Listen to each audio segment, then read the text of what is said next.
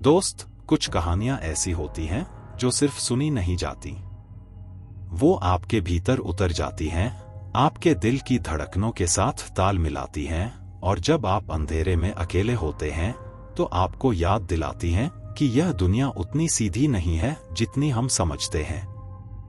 आज मैं आपको एक ऐसी ही यात्रा का किस्सा सुनाने जा रहा हूं, एक रेलगाड़ी की यात्रा जो मंजिल तक तो पहुंची मगर अपने यात्रियों को एक अनसुलझा डर दे गई। यह उस रात की कहानी है जब कालजयी एक्सप्रेस अपने नाम के विपरीत समय के नियमों को तोड़कर मौत के साए में दौड़ पड़ी थी।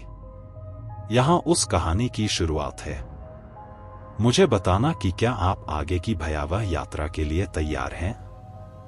ये कहानी आज से लगभग 20 साल पुरानी है। मैं अर्जुन।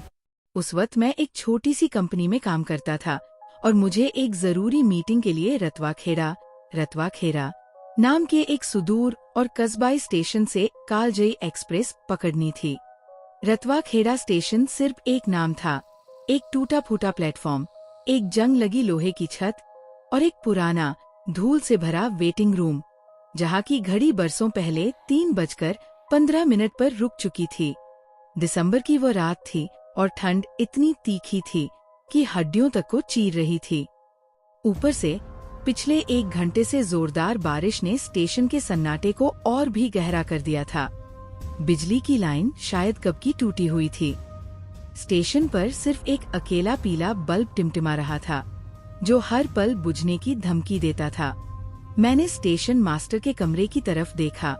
एक बुजुर्ग आदमी, जिसका चेहरा आधी रोशनी और आधे अंधेरे में था, अपनी छोटी सी मेज पर झुककर बैठा था। उसकी आंखें लाल थीं, मानो उसने बरसों से नींद न ली हो। मैं उसके पास गया। माफ कीजिएगा, कालजयी एक्सप्रेस कितनी देर है? बुजुर्ग ने धीरे से गर्दन उठाई। उसकी निगाहें मेरे चेहरे पर नहीं, बल्कि मेरे पीछे दूर अंधेरे ट्रैक पर टिकी थी। उसने धीमी कपपाती आवाज में कहा, कालजयी एक्सप्रेस कभी समय पर नहीं आती बाबू, और आज तो ये और भी देर से आएगी।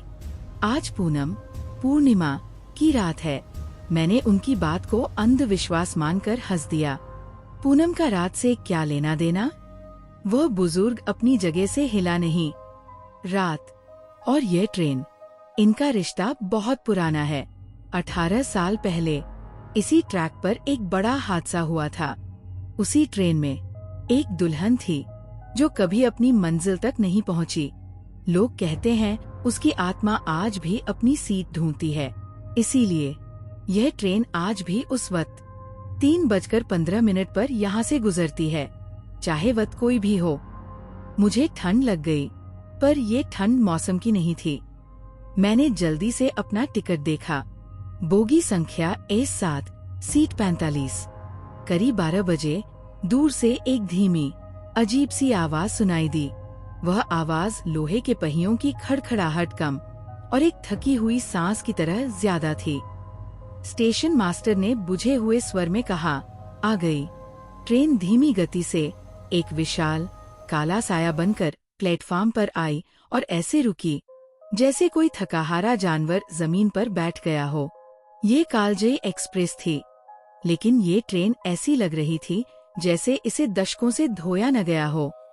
इसके डिब्बों पर काई जमी हुई थी और खिड़कियां धूल से मैली थी। डिब्बे के भीतर की रोशनी इतनी कम थी कि हर चीज भूरे और पीले रंग के एक डरावने मिश्रण में लिपटी हुई लग रही थी। मैं तेजी से अपनी बोगी की तरफ बढ़ा। A7। मैंने अपना सामान ऊपर रखा और अपनी सीट 45 को ढूंढा। डिब्बा लगभग पूरी तरह खाली था। सिर्फ 2-3 बर्थ पर सामान रखा था, मगर कोई इंसान दिखाई नहीं दिया। मैं खिड़की से बाहर झांका। स्टेशन मास्टर ने मेरी तरफ नहीं देखा, बल्कि वो अपनी नजरों को जमीन पर टिकाए हुए थे। मुझे अजीब लगा, लेकिन मैं बैठ गया। ठीक 12:10 पर एक लंबी उदास सीटी बजी और ट्रेन धीरे धीरे खिसकने लगी। ट्रेन ने जैसे ही स्टेशन की सीमा पार की, इंजन की आवाज अचानक बहुत धीमी हो गई। ट्रेन तेज चलने लगी, लेकिन उसकी आवाज दबी हुई थी। चारों ओर घना अंधेरा था। जंगल और पहाड़ियों के बीच से गुजरती ये ट्रेन इस तरह भाग रही थी जैसे किसी को पीछा करते हुए देख लिया हो। मैंने अपनी घड़ी देखी, 12:30। अब मैं सोने की कोशिश करने लगा। मैंने करवट ली और अपनी आंखें बंद कर ली। तभी मुझे लगा कि हवा में एक अचानक बदलाव आया है। डिब्बे के अंदर की हवा अचानक बहुत ठंडी हो गई थी, इतनी ठंडी जैसे बर्फ के पास बैठा हूँ। मेरे रोंगटे खड़े हो गए। मैंने अपनी जैकेट को कसकर लपेट लिया और फिर मैंने वो आवाज सुनी। वह एक सिसकी थी, बहुत धीमी, बहुत दर्द भरी। वह आवाज मेरी सीट के ठीक ऊपर वाली बर्थ से आ रही थी, बर्थ 46। मैंने धीरे से सिर उठाया। ऊपर वाली बर्थ खाली थी। मेरे सामने वाली बर्थ 43 और 44 भी खाली थी। मैंने सोचा शायद ये हवा का खेल होगा या पुरानी ट्रेन की आवाज। लेकिन तभी वह सिसकी फिर आई, इस बार थोड़ी और स्पष्ट। ऐसा लगा जैसे कोई बहुत नजदीक, मेरे सिर के ठीक ऊपर, खामोशी से रो रहा हो। मैंने हिम्मत करके ऊपर बर्थ 46 की तरफ अपना हाथ बढ़ाया और धीरे से उसके पर्दे को हटाया।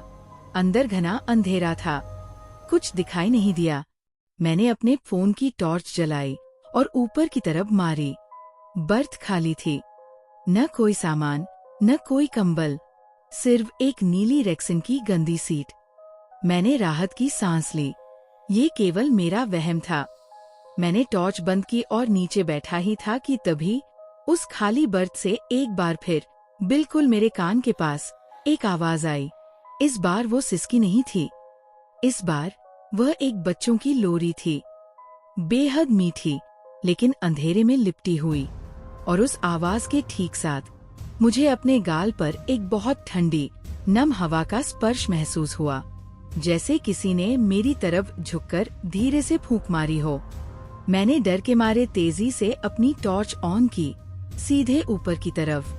बर्थ अभी भी खाली थी, मगर इस बार टॉर्च की रोशनी में मैंने देखा कि बर्थ की रेक्सिन वाली सीट पर बीचों बीच एक हल्का सा गड्ढा बना हुआ था, जैसे कोई वहाँ बैठा हो, भारी लेकिन अदृश्य। मैंने सीट से छलांग लगा दी। मेरी धड़कन इतनी तेज हो गई थी कि लगा कि वह डिब्बे के सन्नाटे को तोड़ देगी। मैं तेजी से डिब्बे के गेट की ओर भागा।